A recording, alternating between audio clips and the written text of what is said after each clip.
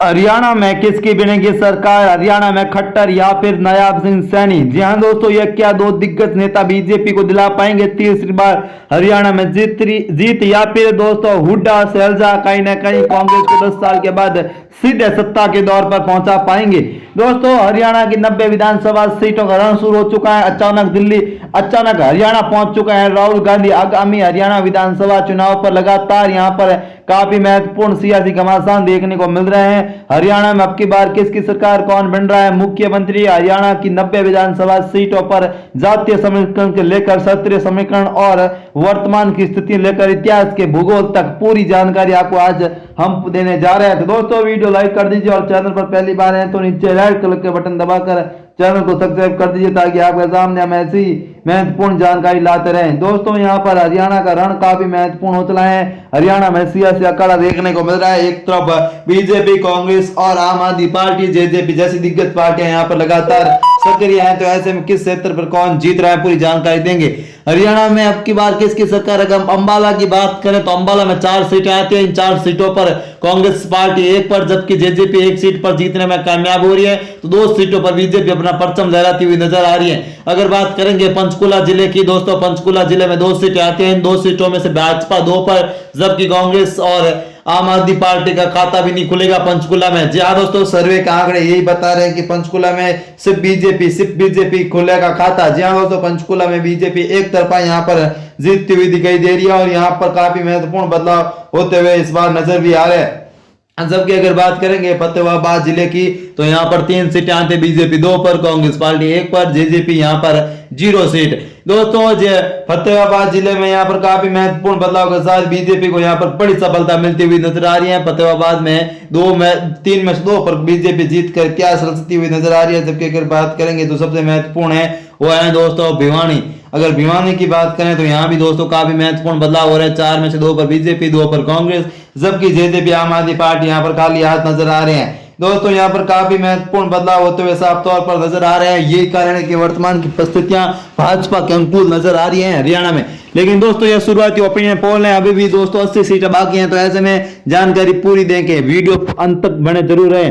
अगर बात करेंगे चरखी दादरी विधानसभा सीट की तो यहाँ पर 2 सीटें आती हैं। 2 सीटों पर 2 सीटों पर बीजेपी की यहाँ पर जबरदस्त है दोस्तों, जबरदस्त वापसी बीजेपी। चरखी दादरी में 2 सीटों पर बीजेपी जीतती हुई दिखाई दे रही है। वर्तमान की परिस्थितियां यहाँ पर भारतीय जनता पार्टी के पक्ष में साफ तौर पर नजर आना शुरू हो चुकी हैं और यह स्थिति काफी महत्वपूर्ण है। जबकि अगर बात करेंगे रोहतक की तो रोहतक में 2 सीटें आती हैं। 2 लोकसभा सीटों 4 विधानसभा सीटों की रोहतक वाले में 1 पर बीजेपी, 3 पर कांग्रेस पार्टी का दबदबा हमें देखने को मिल रहा है। यहाँ पर काफी महत्वपूर्ण बदलाव के साथ बड़ी सफलता यहाँ पर मिलती हुई बीजेपी को नजर भी आ रही है। अगर बात करेंगे दोस्तों रोहतक जो काफी महत्वपूर्ण है, अगर सोनीपत जिले की बात करें तो यहाँ पर 6 सीटें आती हैं। इन 6 सीटों पर बीजेपी 2 पर, कांग्रेस पार्टी 4 पर, जबकि जेजेपी 0 पर। अभी तक दोस्तों हमने 25 सीटों का ओपिनियन पोल आपके सामने रखा है, जिसपे 11 पर बीजेपी, 13 पर कांग्रेस, जबकि 1 पर जेजेपी के खाते में यहाँ पर सीटें जा रही है। दोस्तों, अभी तक आपने हमारे चैनल को सब्सक्राइब नहीं किया तो नीचे रेड कलर का बटन दबाकर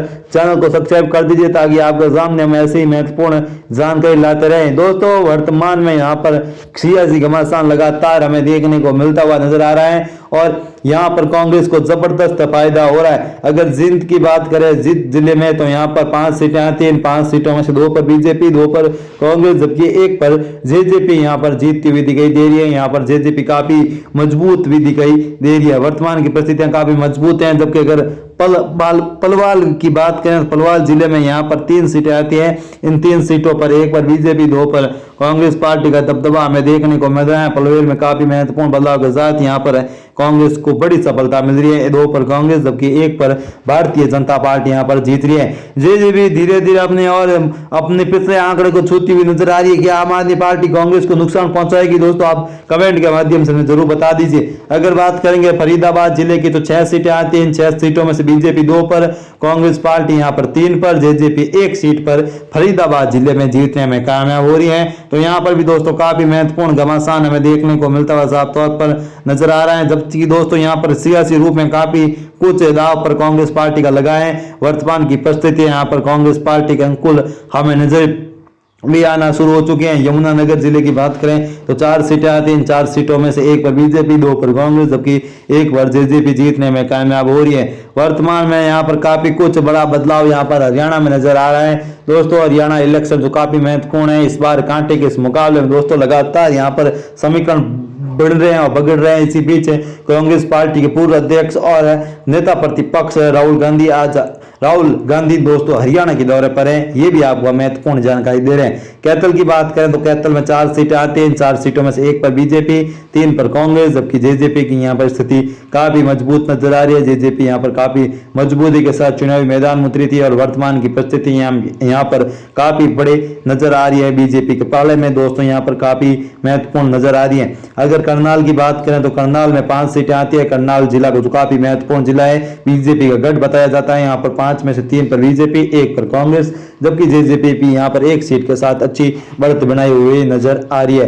जेजेपी यहाँ पर काफी मजबूती के साथ चुनावी मैदान में उतरी थी। इसका असर भी दोस्तों लोकसभा चुनाव के बाद यहाँ पर दूसरे दलों को मिलता हुआ भी नजर आ रहा है और यहाँ पर परिस्थितियां भी उनके पक्ष में दिखाई दे रही है। कुरुक्षेत्र की बात करें तो 4 सीटें आती हैं। 4 सीटों में से 2 पर बीजेपी, 1 पर कांग्रेस पार्टी, जबकि जेजेपी यहाँ पर 1 सीट पर संतुष्ट करना पड़ रहा है। दोस्तों हरियाणा में काफी महत्वपूर्ण बदलाव होते हुए यहाँ पर नजर आ रहे हैं और कहीं ना कहीं सियासी जानकार कहते हैं कि इस बार कड़ा मुकाबला है। दोस्तों बता दें कि इसी बीच अगर गुड़गांव की बात करें तो यहाँ पर 4 सीटें आती हैं। 2 पर बीजेपी, 2 पर कांग्रेस पार्टी की स्थिति यहाँ पर काफी मजबूत दिखाई दे रही है। अभी तक हमने 71 सीटों का ओपिनियन पोल आपके सामने जारी किया है, जिसमें 29 पर बीजेपी, जबकि कांग्रेस पार्टी बड़ी लीड ले रही है। 36 पर कांग्रेस पार्टी, 6 पर जेजेपी यहाँ पर जीतने में कामयाब होती हुई हमें नजर आ रही है। अगर बात करेंगे नूर जिले की तो यहाँ पर 3 सीटें आती हैं। 2 पर बीजेपी, जबकि 1 पर कांग्रेस पार्टी का सीधे तौर पर यहाँ पर अच्छा प्रदर्शन हमें देखने को मिलता हुआ नजर आ रहा है। कहीं ना कहीं दोस्तों काफी महत्वपूर्ण बदलाव के साथ यहाँ पर कांग्रेस को जबरदस्त सफलता इस सत्र में मिलती हुई हमें नजर भी आ रही है। दोस्तों अगर बात करेंगे हरियाणा जो काफी महत्वपूर्ण है, हरियाणा में लगातार यहाँ पर सियासी रूप में काफी महत्वपूर्ण बदलाव यहाँ पर होते हुए नजर आ रहे हैं। कहीं ना कहीं दोस्तों काफी महत्वपूर्ण बदलाव के साथ अगर महेंद्रगढ़ की बात करें 5 सीटें आती, 2 पर बीजेपी, 3 पर कांग्रेस, जबकि जेजेपी का यहाँ पर खाता भी खुलता हुआ हमें नजर नहीं आ रहा है। हिसार की 7 सीटों की बात करें 2 पर बीजेपी, 5 पर कांग्रेस पार्टी का दबदबा हमें देखने को मिलता हुआ साफ तौर पर हमें यहाँ पर नजर भी आ रहा है। हिसार में दोस्तों 7 में से 2 पर बीजेपी, 5 पर कांग्रेस का सीधे तौर पर यहाँ पर बड़ी जीत के और हरियाणा में कांग्रेस पार्टी नजर भी आना शुरू हो चुकी है। जबकि अगर बात करेंगे दोस्तों सिरसा की तो सिरसा 5 सीटें आती हैं। 5 सीटों पर 2 पर कांग्रेस, जबकि 2 पर बीजेपी, जबकि 3 पर कांग्रेस पार्टी यहाँ पर जीतने में कामयाब हो रही है। अगर बात करेंगे 90 सीटों का ओपिनियन पोल की तो बीजेपी 37 पर, कांग्रेस पार्टी बहुमत से 1 सीट ज्यादा है 47 सीटों पर, जबकि जेजेपी यहाँ पर